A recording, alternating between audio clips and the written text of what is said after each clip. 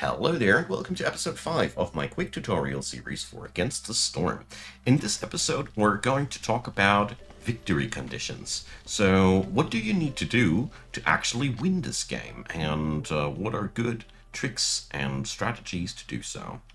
So, I have done a couple of episodes before this one, so in the description box below you'll find a playlist link if you want to watch them in chronological order, which I recommend. Now, so for today, it's about how do these reputation points come together and what can you do to grind them effectively. So the thing is that I personally have made the experience that there's three major income sources of reputation points. The first one is via making your people happy. As you see here, the humans are already 1 point away from their status where they are so happy that they bleed out happiness. Oh, well, jokes aside, once this blue pip here has been crossed, this threshold is the one that it requires to make them churn out happiness. The downside here is that each point of happiness that you earn this way makes it harder to earn the next point, determined by the decadency of the species in question. So that is one way of earning yourself your victory. Altogether, this victory course revolves mostly around providing complex food for the people, providing various different services for the folks, racial housing. These are the three big, the three big things that make it go fast to win like this. This is one strategy. The second strategy that you can follow is via events and outside sources. The best example for that are caches. Each cache can be provided tools, and when you do so, you get some reputation points out of it. This goes as far as to that caches are a very reliable source of reputation points, which will allow you to just get some points on the side. Also, the Dangerous Glades and Forbidden Glade events sometimes have solutions that give you also reputation. This is another way that you can go for, and there is a quite nice total amount of income behind that. And the third way is via trading, but this is only possible under a few certain circumstances. For one, trading is always offering you a method of earning amber. Once you have unlocked it, you can also use trade routes, which allows you to export items regularly to earn money.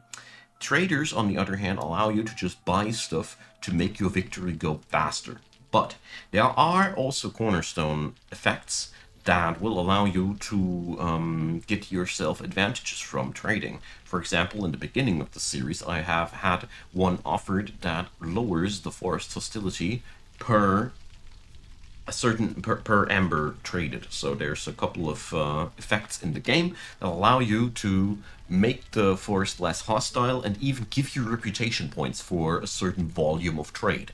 So trading is, at the end of the day, a viable way of winning in two ways. For one, you can have the luck to gain cornerstones, which facilitate victory via trading directly, so you gain your reputation points just by doing trade.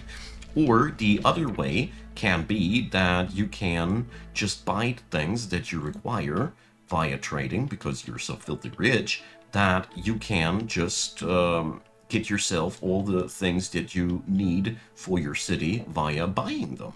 This is also very, very feasible. So who needs to construct tools if you can buy them? Who needs to produce complex food if you can buy it? Who needs to produce the items for service buildings if you can buy them? In these scenarios, call immediately is one of the functions that you should consider using, because you just basically trade some impatience for having a trader come by at your town faster. Last but not least, somewhere sitting in between outside sources and something in between, a hidden number 4 on this video, are the orders. Orders are a reliable source of victory points in each round, so questing is your fourth victory method of sorts. I call it only of sorts because you never get enough points for the victory out of your orders alone. You will need always something extra to get those victory points in, because it just won't be enough. End of the line. You will be not able to satisfy what you need just out of that alone. So the ideal course of action that I have learned over the course of the way is to focus on two of these victory courses at the same time. This was one of the things that worked out best for me in the long run, simply because it allows me to focus in two different directions well. So my personal preferred way of winning is a combination of having victory points via events, caches and such. I do really like. Therefore, collecting tools is extremely valuable. And prosperity via making my people happy with complex food and such. Trade victories I often aim for if the situation is right, so to speak, when I get some fancy cornerstones offered, especially early on. If the game offers you some cool cornerstone that makes trading super viable, that's for me an open invitation to just go for it and be like, yeah, we do this time, why not? So this is in a nutshell the way how you win. It is absurdly important, and I can't stress out enough how important it is that you think about how you want to win as early as possible, because time is working against you. I keep saying that because it's very true with this game especially. So the earlier you know the direction that you want to go for to win a game, the less time you will spend struggling for your survival. The easier it'll be to find out what you want to go for. Here are a couple of tips and tricks that I have picked up over the course of the time. These packs of something are excellent, with an exclamation mark, for any effort of trade victories, simply because these things are increasing the value, but only if not made in the makeshift post. You could just remove the F out of that thing and you get the proper naming for this place. I'm not talking out loud, do it for yourself, and you know what I'm talking about. Realistically, you want these here, the ones that have 1 star or more. These effectively upgrade the value, as we can illustrate it here. So 2 coins per pack of building material, 1 coin per pack. We make 2 coins out of something that is only worth, I don't know, much less than that. It's hard for me to calculate that in my mind. But long story short, you get here more out than you put in. And things can become even better when you work towards specializations. So for example, if we'd had harpies, which are good at tailoring, they'd even have a chance of double producing. So you put 7 pieces of plank in, and you get 4 crates of building materials. This upgrades the value of your resources tremendously. And if you want to go for a trade victory, I think this is one of the best ways to go for. The other method, if you want to go for complex foods and prosperity, farms are your best friend.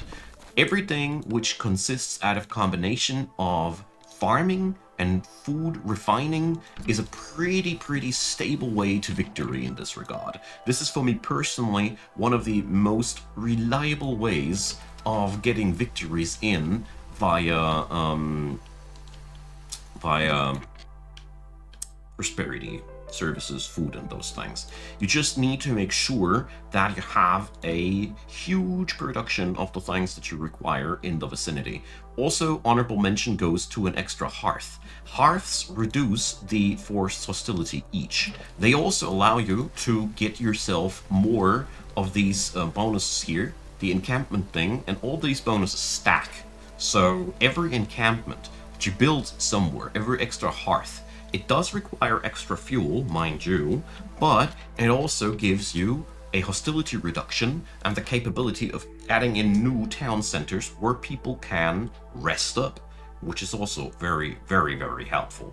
So, as a last word of advice for this video, I personally always weigh my method of winning a game by the cornerstones that I have available. This is basically the method for me to find out how are we going to win. And if I don't find any cornerstone abilities that allow me to build towards victory, my go-to strategy has become to aim for adventures, trading, and such things as much as possible, because you can then just brute force the victory via a lot of cash spamming, order fulfillment, and a few points of prosperity here, just a few via reputation, which you can crank out without having a super stable economy. You might have already noticed while watching this video that this game does not have a straight path to victory on each and every map. It really depends on the random effects that are out there, and therefore it's really impossible for me to just give you one cookie cutter solution for this problem. I sincerely hope, though, that this video helps you out in formulating for yourself a victory strategy. The wonderful thing that I want to add in as a last notion for this video is that this game does not really punish you for trying out something that didn't work out. It's just the other way around. If you end up not winning a game, that is a little bit sad, sure, but you still get currency that you can use to upgrade your citadel and grow stronger for the next time. So what I'm trying to say here is, if you're starting to lose, don't go crazy about it. Try to find out what went wrong, at which point you made decisions that didn't synergize anymore, and just try to be honest with yourself where you have to go next time somewhere else. Which idea didn't work out? Which thing was theoretically much more useful than it was practically? All those things will help you out and be more successful in that end. So, I hope this video was helpful in this regard. These 4 methods: orders, prosperity, services and complex food, I mean with that, adventuring, and trading are the 4 main pillars that I know how to win this game. There are a couple of niche strategies with sacrifices and other things that I personally don't find common enough to put them down here as mainstream victory paths. What I'm trying to say here is, if you find a nifty cornerstone combination that looks like something that should work, but Icon didn't mention it here in this video, please try it out.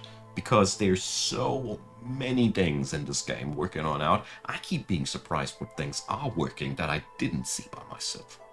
Right, that's the end of this part. Next video, we're going to talk a little bit more about difficulty levels and how the game gets more difficult, which things you need to keep track of in the higher difficulty levels.